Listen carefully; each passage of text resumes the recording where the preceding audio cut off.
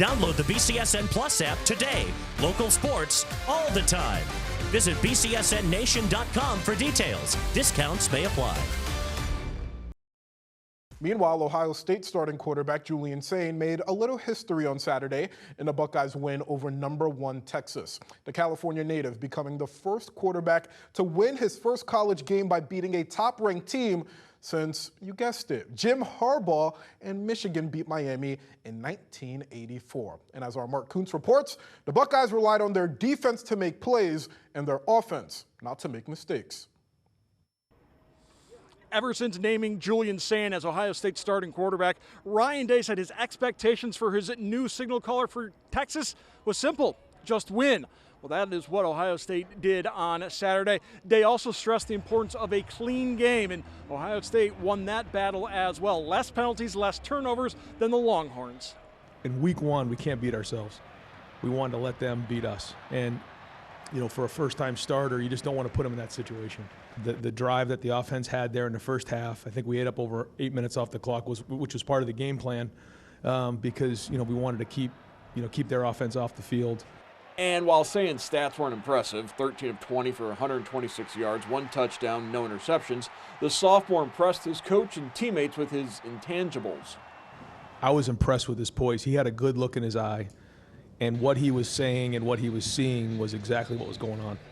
That's a great sign. And that was the other thing with Julian. You know, early on, I thought he threw some good balls. We actually had a few drops, which is rare around here.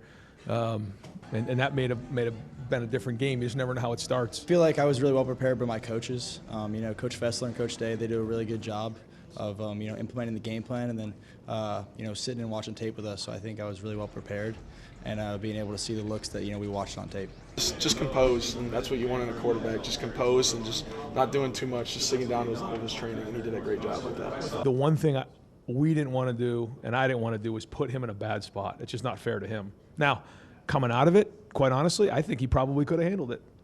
You know? Over 107,000 in the shoe, and longtime observers calling it one of the loudest crowds in the last 20 years, and the team fed off that energy. A big thank you to our fans. You know, I think they were awesome today. The atmosphere and the energy in the stadium was unlike anything I've ever seen before, so it was awesome. And, you know, just having them behind us on third down when they were on offense, making it loud, making it tough on them, it was an awesome atmosphere. When we came out for warm-ups, I mean, there wasn't very many empty seats. And for a noon kickoff, to have that many people in the stadium was amazing. And so for an atmosphere like that, week one, to bring everybody together was great for our team. And I think it made a huge difference in the fourth quarter. Just a great environment.